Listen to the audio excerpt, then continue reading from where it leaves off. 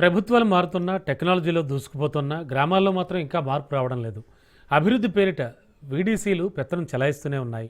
గ్రామాలను చెప్పుచేతల్లో ఉంచుకుంటున్నాయి. కాదు లేదంటే సాంఘిక బహిష్కరణలు, జరిమానాల పేరిట వేధిస్తున్నాయి. అయినా సరే ఆఫీసర్లు ఏమాత్రం పట్టించుకోవడం లేదు. ప్రజాప్రతినిధులు వినిపించుకోవడం లేదు. ఎలాంటి అధికారాలు, గుర్తింపు లేని విలేజ్ డెవలప్మెంట్ కమిటీ బాధ్యులు జిల్లాలోని చాలా గ్రామాల్లో ఇష్టారాజ్యంగా వ్యవహరిస్తున్నారట. ఏ విషయాన్నైనా ముందు వీడీసీలో పంచాయతీ పెట్టాల్సిందే అని హుకుం జారీ చేస్తున్నారట. లేదంటే శిక్షలకు గురి కావాల్సిందే అని హెచ్చరిస్తున్నారట. గతంలో జిల్లాలో వీడీసీలపై ఫిర్యాదులు వెల్లువెత్తడంతో పోలీసులు కౌన్సిలింగ్ ఇస్తున్నా పెద్ద మనుషుల్లో మాత్రం మార్పు రావడం లేదట.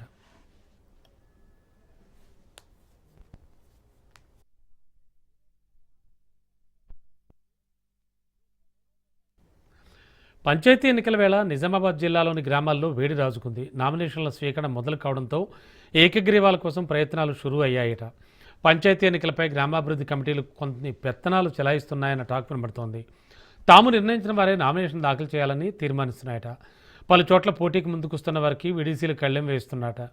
సర్పంచ్, వార్డు మెంబర్లుగా పోటీ చేయాలి అనుకుంటున్న అభ్యర్థులు మొదట గ్రామాభివృద్ధి కమిటీలను మచ్చిక చేసుకోవాల్సిందేట. లేదంటే వారు ఓటమి కావడం ఖాయం అన్నట్టుగా ఉందట వ్యవహారం. వారు చెప్పింది వినడం, వారు అడిగింది ఇవ్వడం తప్ప అభ్యర్థులు చేసేదేమీ లేకుండా పోయిందట.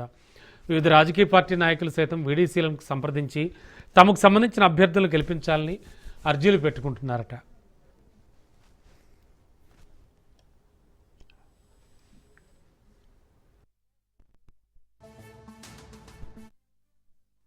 ఇక ఎన్నికల సంఘం ఈసారి పంచాయతీ ఎన్నికలకు కొత్త నిబంధనలు ప్రవేశపెట్టింది.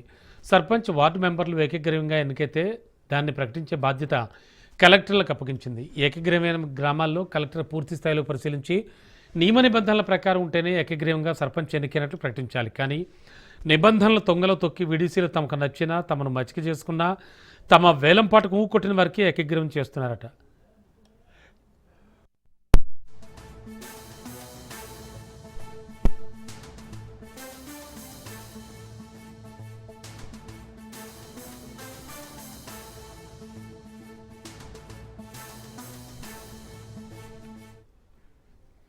ఆర్మూర్, నిజామాబాద్ డివిజన్లలో ప్రధానంగా సర్పంచ్ అభ్యర్థుల ఎంపికకు సంబంధించి గ్రామాభివృద్ధి కమిటీలు పెత్తనం కొనసాగిస్తున్నాయట. బోధన్ డివిజన్లోని వర్ని మండలంలో నామినేషన్ల స్వీకరణ తొలి రోజే 2 సర్పంచ్ పదవులకు వీడీసీలు తీర్మానాలు చేశారట.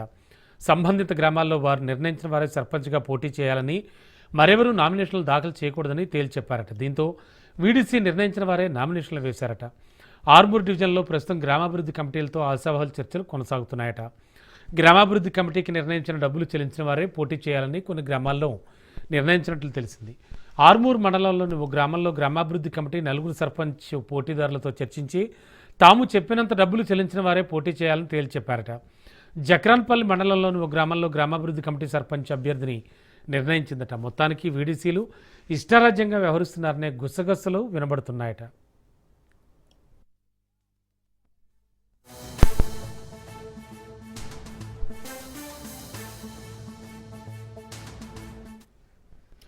అయితే ఓ చట్టాన్ని చేతిలోకి తీసుకుని తమ షరతులకు ఓకే అన్నవారికే పదవులు కట్టబెడుతుంటే అధికారులు ఆ వైపు చూసి చూడనట్టుగా వ్యవహరిస్తున్నారన్న వాదనలు కూడా వినబడుతున్నాయట. మరి పంచాయతీ ఎన్నికల వేళ వీడీసీల పంచాయతీకి ప్రభుత్వం ఎలా చెక్ పెడుతుందో, వాళ్ళు చేస్తున్న బలవంతపు ఏకగ్రీవాలకు అధికారులు ఎలా చెక్ పెడతారో వేచి చూడాలి మరి.